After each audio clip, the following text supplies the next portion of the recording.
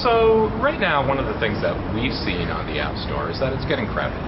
There's about 3,500 applications out there right now, and it's important to get your application noticed because the App Store is very, very top-heavy.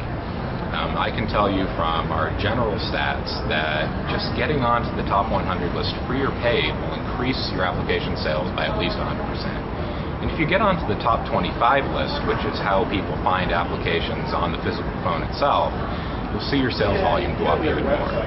If you're on the top 10 list, which is right there on the front page of the App Store within the desktop version of iTunes, then you're really getting a lot of downloads and you're really getting a lot of sales, and that's what every developer should be shooting for. They should be trying to get into it.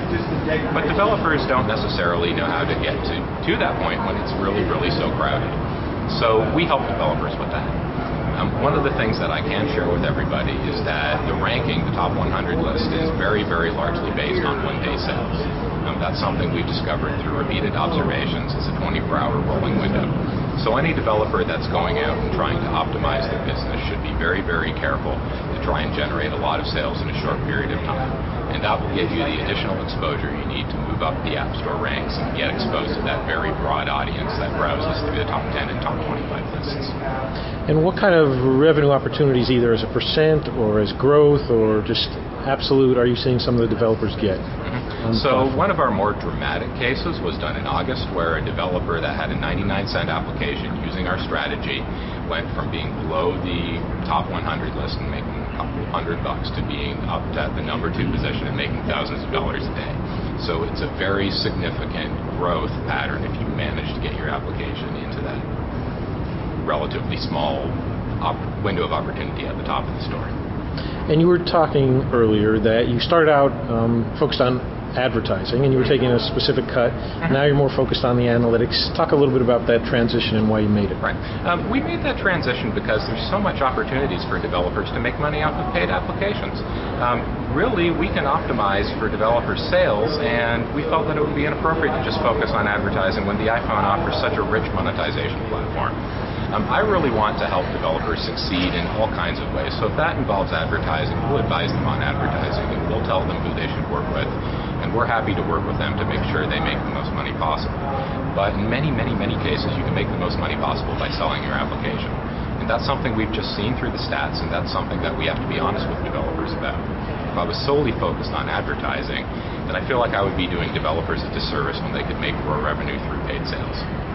Now, you guys so far, Pinch Media, are sort of the de facto standard. You're out there early. Do you think Apple, in their own analytics, poses a threat down the road, or do you think it's going to be small, nimble startups that sort of fill these gaps on the platform? I think it's very important to add value to a platform, and I would love it if Apple would release better analytics. I think that's very important, and I think every developer should have them. They're very, very useful for optimizing and growing their business. And if Apple were to do that, then we would focus on more value-added services and additional insight that we could provide by providing more advanced analytics. I really do believe that the platform should offer base analytics, very detailed reporting. When Apple changed its reporting on sales from monthly to daily, for instance, that was beautiful. We were so pleased, we were so happy because the developers wanted that so much. And then we didn't have to focus on providing developers with sales estimates. We could focus on building more advanced features. So really, we work together. And last question, what do you think we're going to see next, either in terms of the process that apps get approved, or some functionality that makes it easier to find apps, or some third-party apps themselves that make it easier to navigate the App Store? So you're going to see all of those and more, I guarantee it. Apple is getting we have seen Apple get better with the approval process over time. Like anything, like being a new startup and doing something new, you start out and you're a little inefficient and you get better and better as they do it. And Apple's been doing great work getting better and better over time. It hasn't always been the smoothest thing in the world, but you can definitely see the improvement.